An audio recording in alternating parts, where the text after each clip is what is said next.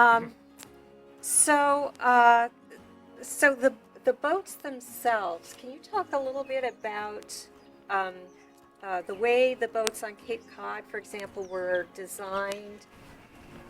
Initially, in 1871-72, when the Cape Cod stations were established, the life-saving service provided those stations with what was known as a Jersey surfboat.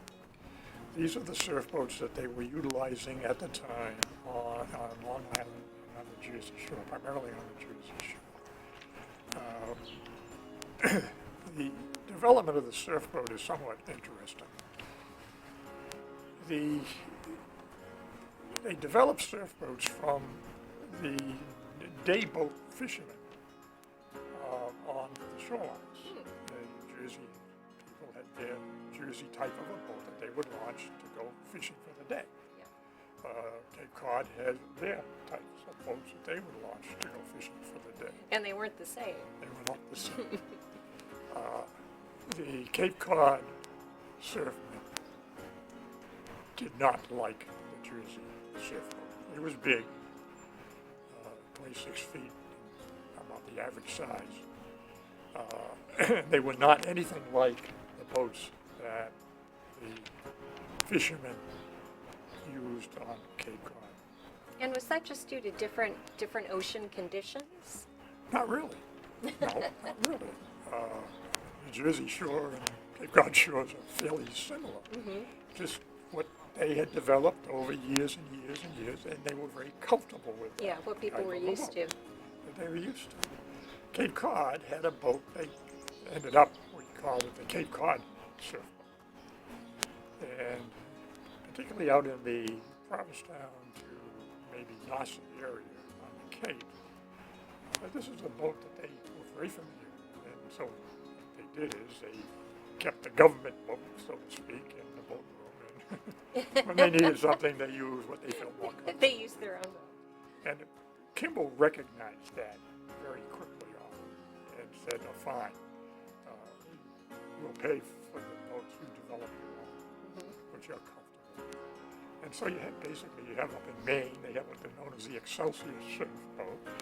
And in the Cape here, we had the Cape Cod surfboat, and eventually the Race Point and Monomoy surfboats, and they had the Jersey surfboats down in New Jersey, and a BB boat on Long Island. So you can see that they had various boats. Nothing was standardized until mid-1880s, when they did develop a self-bailing, self-bailing surfboat, known as the B.B. McClellan boat. And that was a standardized boat, and the stations did receive those. They did not use them. Okay. They were Okay, so the surfmen of Cape Cod refused to use the official boat that was developed. not quite that. They did standardize a boat called, which was a self-bailing surfboat. It was 25 feet, 6 inches long, heavy. And they only had one on the Cape. They knew better than to try to have the Cape stations take that self-bailing surfboat, so they only had one. And self-bailing meant that the top of the boat was sort of covered. Right, they had a watertight deck, and they would actually have to drill with it on a capsize. They would actually turn it over, and then they would right it. And when they right it, the water would just bail right out of it. I actually was able to watch as a young kid the Coast Guard doing a drill to make the boat over and right it. But that was not a Cape Cod boat. They did not use it, and they didn't. Something Kimball, I think, I waste taxpayers' money on something nobody's going to use. Yeah. And they wanted their boat, and they developed their own surfboat race boats. And also the Monomoy surfboat, which is another one, which is a bit smaller than the Race Point, but very similar. But they also developed. Now they use those style boats all across the Cape. Now, I think some people think oh, they use the Race Point boat up in Provincetown at Race Point, and they use the, No, most of the stations north of Dawson used the Race Point, and some of the other ones used the Monomoy. Actually, the Monomoy became more popular at some of the stations off Cape.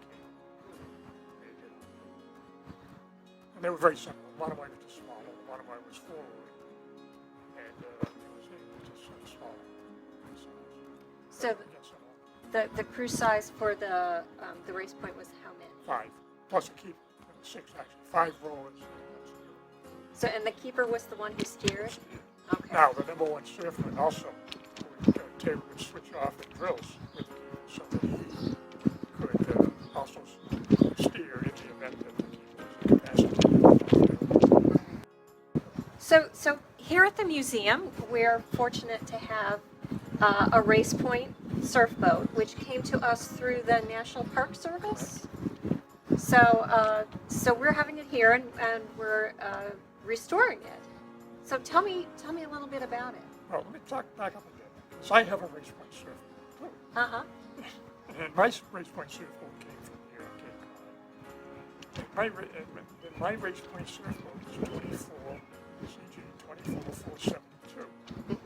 Her Race Point surfboat is CG 24468. 24 of them. They were built on the same day. Oh my goodness. Curtis February 1944. Oh my goodness, on the same day. The same day, 1944. Wow. February. So we kind of have twin surfboats. Yeah. So when did they stop building surfboats? Well, they stopped the Race Point surf. The last Race Point surfboat was 1958, Okay. but they were not built for stations. After the 1944 batch, which is where our boats came from, Yep. pretty much the last batch of surfboats that they built for shore stations. The rest of them they were built to be used on light ships and Coast Guard cutters Oh, that makes sense. as a lifeboat. Yeah. So these are basically the last of the surfboats. In 1948, they discontinued the use of pulling surfboats. Pulling surfboats being powered by oars, and they particularly discontinued the non-self-bailing surfboats. So the Race Point surfboats and the Monomoys were pretty much discontinued in 1948. Many of them were turned over to the Sea Scouts. Mine was turned over to the Sea Scouts. That's all I got. I guess the National Park Service acquired 24468. It was in derelict condition. It came here, and it was in the Cook Boat Shop is now. It was in there when I first saw it. And then it was taken and left outside for years. So really has deteriorated. All the ribs have rotted away, the keel, stemming boats. So now it is cypress on them. The cypress has lasted quite well. It's checked and cracked in some areas. But we're trying to save as